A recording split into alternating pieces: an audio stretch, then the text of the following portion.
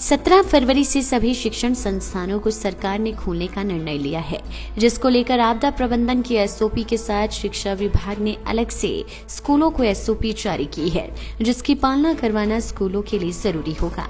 स्कूलों में morning assembly के साथ सांस्कृतिक और खेल गतिविधियों पर प्रतिबंध रहेगा। शिक्षा विभाग ने स्कूलों के प्रिंसिपलों को स्कूल की क्षमता के अनुसार बच्चों को स्कूल बुलाने के लिए योजना बनाने के लिए भी अधिकृत किया है। शिक्षा निदेशक अमरजीत शर्मा ने बताया कि स्कूलों में कोविड प्रोटोकॉल की बच्चों से पालना करवाई जाएगी।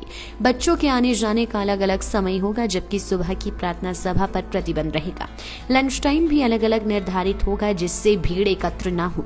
जिन स्कूलों में बच्चों की संख्या ज्यादा है, वहां प्रिंसिपल बच्चों को सुबह शाम 2 सेशन में बुला सकते हैं या फिर बोर्ड और नॉन बोर्ड की कक्षाएं अलग अलग दिन बुला सकते हैं।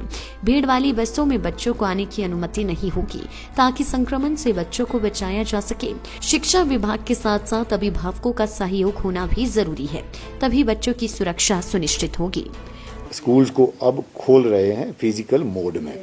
जहां तक एसओपीज की बात है, एसओपीज हमने समय समय पर इशू किए हैं, और ये बहुत बड़े, जो मैं कहूँ कि इसमें कवरिंग अम्ब्रेला जो एसओपीज हैं वो तो डिज़ास्टर मैनेजमेंट के रहते हैं, लेकिन in addition to those also हमने अपने विभाग के भी एसओपीज इशू किए होते हैं।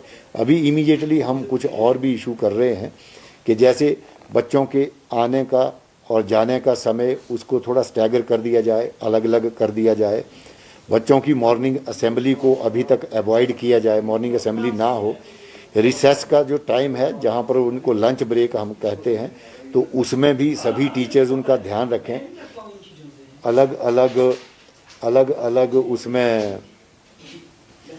अलग उसमें वो टाइमिंग रख सकते हैं, या क्लासरूम्स में उनको वो बिठा करके उनकी रिसेस या लंच ब्रेक वो कर सकते हैं।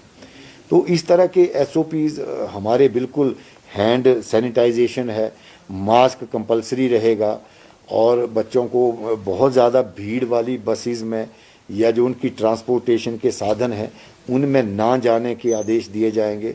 और पेरेंट्स के साथ भी मैं ये चाहता हूँ कि इन सब बातों को तभी हम सही तरीके से इम्प्लीमेंट कर सकते हैं जब हमें पेरेंट्स का और सोसाइटी का सबका पूरी तरह से सहयोग मिले। और मैं समझता हूं कि हमारे पेरेंट्स, हमारे पूरे स्टेट के पेरेंट्स अपने बच्चों के लिए बिल्कुल चिंतित रहते हैं, और वो इन चीज़ों को मानेंगे भी, और बच्चों को घर में भी गाइड करेंगे, और थोड़ा सा रास्ते में भी उनकी एक्टिविटीज़ को वो थोड़ा सा ध्यान रखेंगे। लेकिन मैं अपनी तरफ से, विभाग की तरफ से मैं ये इंश्योर करना चाहता हूँ, रादर इस चीज़ को एश्योर भी करना चाहता हूँ अपने सभी पेरेंट्स को, टीचर्स को, और सब जो बच्चों के अभिभावक हैं उन सबको, कि स्कूल में जब तक बच्चे हैं वो बिल्कुल सेफ रहेंगे।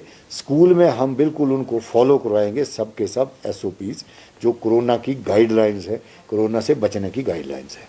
इसमें हमने प्रिंसिपल्स को ऑथराइज कर रखा है कि आप लोग प्रिंसिपल्स जो हैं, कई जगह पर माना बहुत ही ज़्यादा स्ट्रेंथ है, तो वो मॉर्निंग इवनिंग सेशन भी कर सकते हैं, या वो कई बार अगर बहुत ज़्यादा ऐसा लगता है तो बोर्ड की क्लासेस को प्रायोरिटी में रख के बाकी क्लासेस को थोड़ा सा अल्टरनेट तरीके से भी उनको बुला सकते हैं।